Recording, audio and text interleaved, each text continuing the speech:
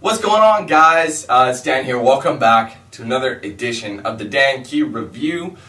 Today we have one game on the lineup. It's been a while since that's been true, but anyways. And I am referring to Crysis 3. Everyone loves Crysis just because of the, usually for PC gamers, just because of the image quality of this damn game. I remember seeing the original Crysis maxed out on a PC, and it was beautiful. You should have seen this damn thing. It was unbelievable. But that's, unfortunately, I got it on console just because I don't trust my PC that much anymore. Even though it's good and it can run games maxed out, the parts are getting older, which is why PC gaming is such a bitch. It drains your wallet, man. It really does. So anyways, before we get into this game, I'm going to give you guys the summary of Crysis 3. Alright? It is available on Xbox 360, PS3, and PC. It is a first-person shooter developed by Crytek and published by Electronic Arts. Alright, let's get into Crysis 3. Now, what was the biggest thing for me about Crysis? What do I like in video games? I mentioned this a million times, and I'll continue to mention it a million times more. I love single-player experiences. I'm not so much one for multiplayer. I'm usually the guy who's like, wants a good single-player experience, doesn't even care if the game is multiplayer. If it gives me some replayability, different selections, different options, so I get a new experience each time, that's a good game to me. Now, when I played Crysis 2 back in 2011, there was a major setback that I thought about the game that I felt it needed to be changed, okay? In Crysis 2, the single-player campaign did not seem too out there, I understood it, and I know where they took the game, but really, at that point, Crysis 1 and 2, they were trying to basically show off the game's look. Now, from what I understood, Crysis 2's graphics on PC took a dip, just because of the console transfers, because Crysis 1 wasn't available on the original consoles yet. And, Crysis 1 I don't think was available on Xbox 360 or PS3. When did the game come out? Like 2006, 2007, something like that? I can't remember. But, so basically they focused on shooting and the cool physics of the nanosuit, things like that, gameplay itself.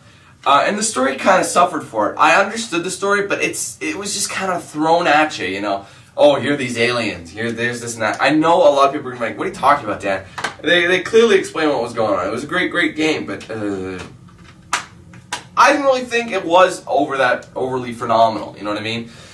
So when I popped in Crysis 3, I didn't have that much expectations for it. I wasn't really setting the bar very high for this game.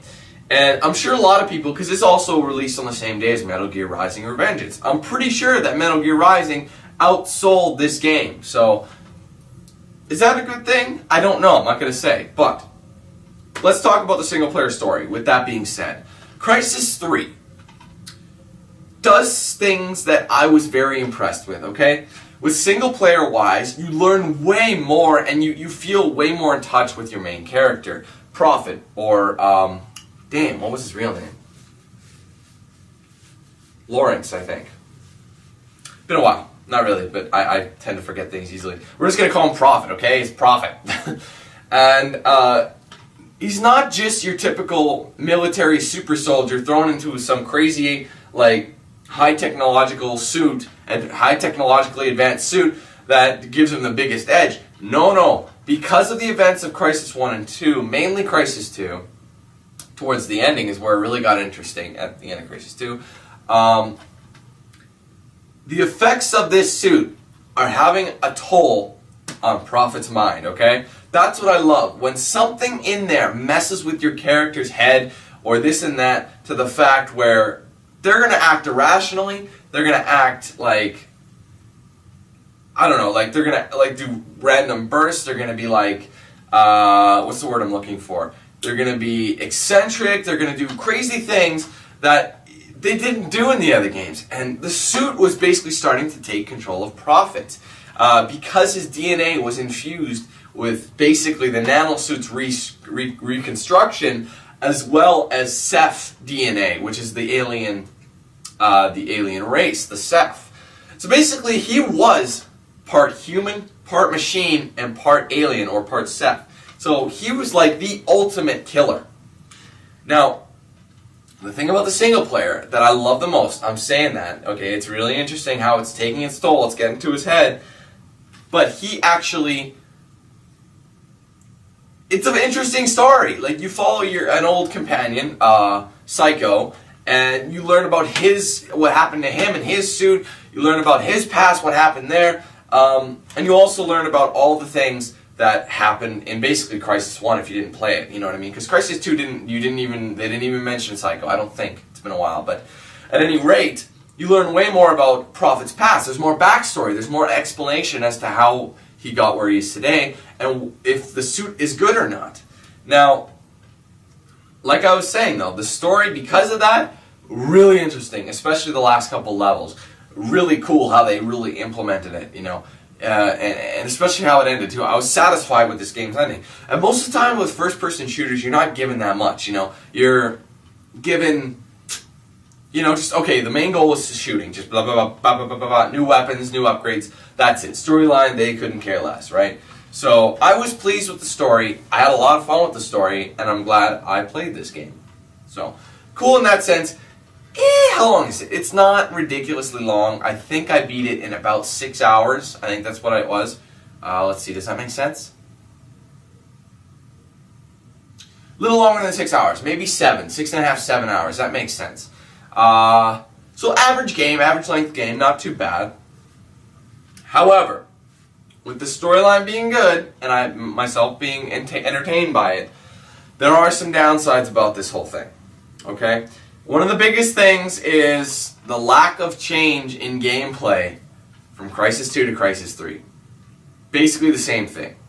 They added a new thing where you could upgrade your suit, kind of like a slot machine style, where you could sync up your one code. You could, like for example, you have an ability that maybe increases your stealth, like cloaking device, so it goes into cloak way faster. You have maybe a more armor on you, so your armor's stronger. You have a higher health bonus. Now here's the thing, you can only select 4 of these upgrades at a time. And for me, I felt like the first 4 that I picked were the best all around. And any other upgrades that required like a crap load of upgrade points to spend really didn't seem like they worked for my gameplay style. So I'm like, what's the point of even upgrading in this game? The upgrade system, I think they should have let you keep every single upgrade applied at all times. That makes sense, because then you make the game way more enjoyable, instead of being like, what am I going to do here? You know what I mean? Like, I mean, that's the whole idea with Crysis. It's cool, because you could go through the game, stealth, full-on action, take different routes. There's so many different ways you can get to your goal, which is really cool about a first-person shooter, especially. But the fact that those upgrades, they basically didn't do much for me. And I thought, you know what? The upgrade system needs advancement. If they let you keep the upgrades, every single one, my character probably would have been maxed out and it would have been way better towards the end of the game. So back to what I was saying about Crysis 2. It feels the same. Gameplay isn't really all that new. In campaign, that's really all I need to say about it. It was a really great story, but the gameplay just felt the same. It's like I was playing Crysis 2 expansion pack or something like that, you know what I mean? Very little improvement. However, since I didn't play it on PC, I can't say the graphics.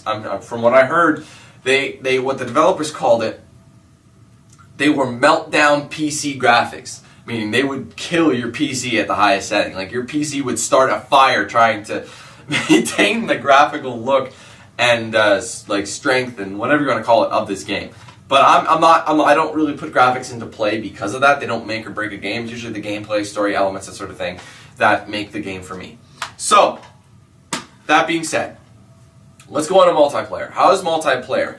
One of the things I liked about the multiplayer, they added way more game types. There were way new ones. There was one of my favorites was called Developer's Choice, which basically, I don't know how often they change it, but they change it so you get like a specific map, few maps, specific stipulations that normally would not be in a generic Crysis game type. For example, the one I did, so much fun. You're basically given a single pistol with low health. Basically kills really quick. It reminded me of SWAT from Halo, very similar. So I love that type of game type.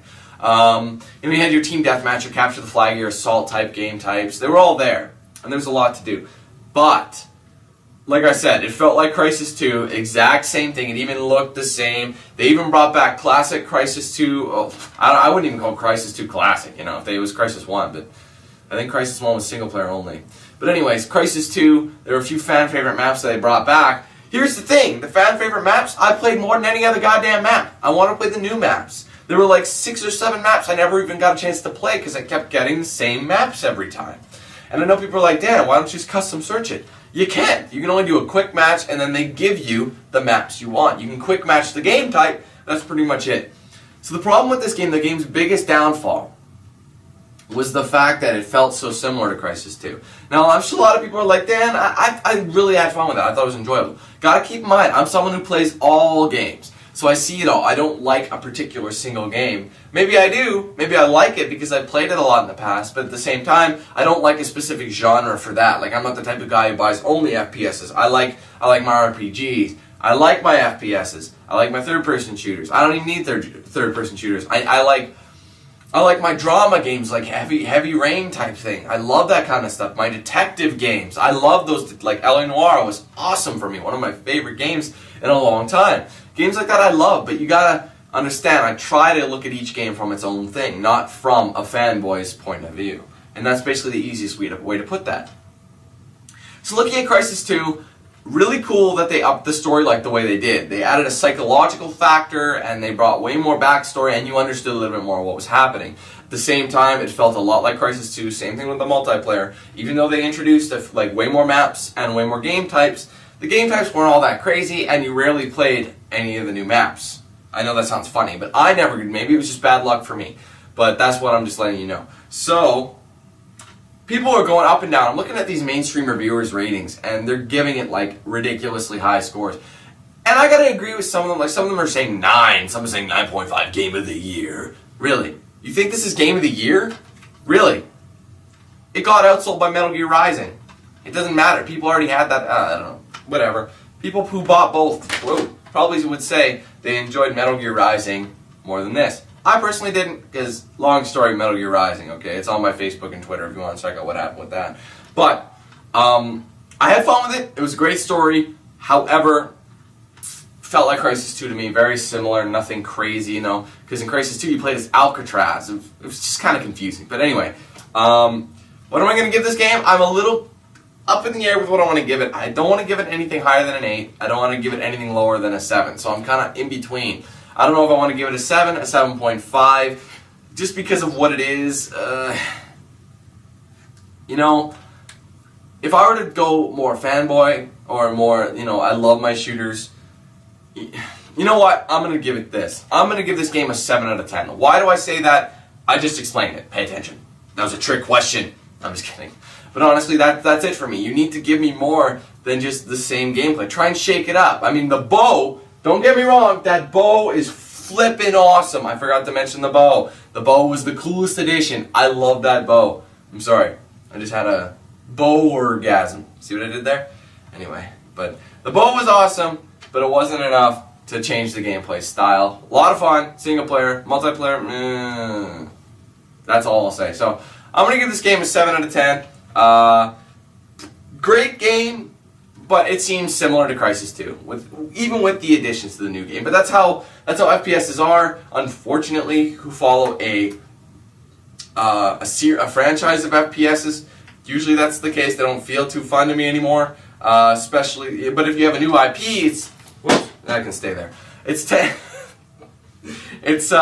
tending not going to entertain me as much. So, 7 out of 10. A lot of people are probably going to be like, no, I don't agree with that. Some people are going to agree. Let me know your thoughts on this game. I love hearing your guys' thoughts on these games that I play because it allows me to tell you my thoughts and vice versa. You're like, no, Dan, I think you should have done this. You should have said this. Whatever. Like, let me hear your points. I'd love to know what you think of the game, what score you would have given it. Everyone's thoughts are different on it, but I'm giving it a 7 and I'm sticking by it. Definitely above average. Really good game. Worth the money? I'd say so. You like your FPSs? I would definitely grab this game for sure. So, that's it for me, guys. Thanks for watching this edition of the Dan Q Review. Stay tuned for more gameplay coming up right away. So until then, guys, thanks again. Take it easy, and I'll see you next time.